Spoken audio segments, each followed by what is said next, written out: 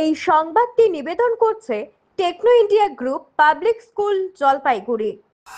ডামডিমে ফের লোকালয়ে হাতি, আতঙ্কে স্থানীয় বাসিন্দারা। আবারও ডামডিম এলাকায় দেখা গেল একটি হাতিকে। কয়েক সপ্তাহ আগে অসুস্থ অবস্থায় লোকালয়ে চলে গিয়েছিল।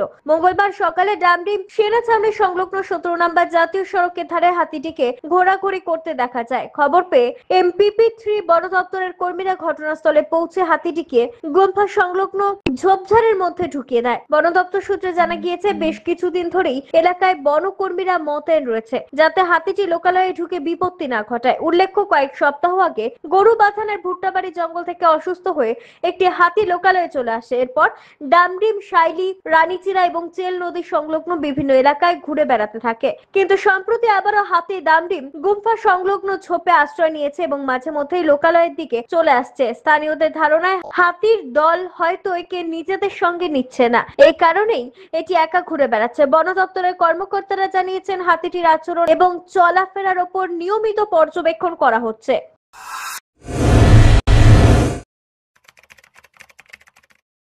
সিবিএসই পাঠ্যক্রমের অন্তর্ভুক্ত এবং NP 2020 শিক্ষানীতি অনুসারে Techno India group public school Jalpaiguri আপনার সঙ্গে দীর্ঘদিন ধরে সুনামের সঙ্গে শিশুদের ভবিষ্যতের কাণ্ডারি হয়ে উঠেছে। At this school, every student enjoys modern digital classrooms, advanced science and computer labs, a well-equipped library, a vibrant environment for dance, music and sports. Admissions are open for the academic session 2026-27 from playgroup to classes 9 and 11.